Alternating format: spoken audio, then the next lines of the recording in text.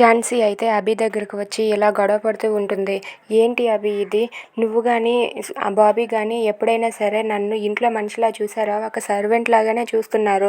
నువ్వెంతసేపు బాబాయ్ బాబాయ్ అంటూ ఆ బాబీ వెనకే తిరుగుతావు. ఆ బాబీ ఏమో నీ వెనకే అబ్బాయి అబ్బాయి అంటూ మీరిద్దరూ ఎప్పుడు అలా మాట్లాడుకుంటూ ఉంటారు. నన్ను ఇంట్లో మనిషిలానే చూడరు.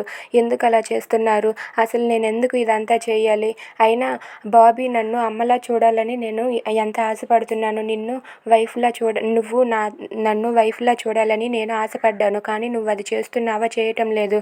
ఎందుకు చేయటం లేదో నాకైతే మాత్రం అర్థం కావటం లేదు అని చెప్పి అక్కడ ఉన్న ఝాన్సీ అయితే అభి పైన కోపంతో అరుస్తూ ఉంటుంది. అది చూసి బాబీ ఒక్కసారిగా షాక్ అయిపోతాడు. అవును, నేనెందుకు ఇవన్నీ సర్వెంట్లా చేయాలి? సర్వెంట్లా నీకు బాబీకి ఉదయం లేచిన నుండి అన్ని పనులు చేస్తూ ఉన్నాను. కానీ మీరు మాత్రం నన్ను ఏమాత్రం గౌరవించటం లేదు. నన్ను ఒక సర్వెంట్ లాగానే చూస్తున్నారు అని చెప్పి అంటూ ఉంటుంది. అది విని అక్కడ ఉన్న అభి అయితే ఎందుకు ఝాన్సీ అలా అనుకుంటావు? నువ్వు అలా ఫీల్ అవ్వకు అని చెప్పి అంటూ ఉంటాడు. అది విని ఝాన్సీ అయితే నేను అలా ఫీల్ అవ్వడం కాదు, మీరు నన్ను ఆ మాత్రం అలా చూడలేకపోతున్నారు. బాబీని నన్ను అమ్మ అని పిలవటం లేదు.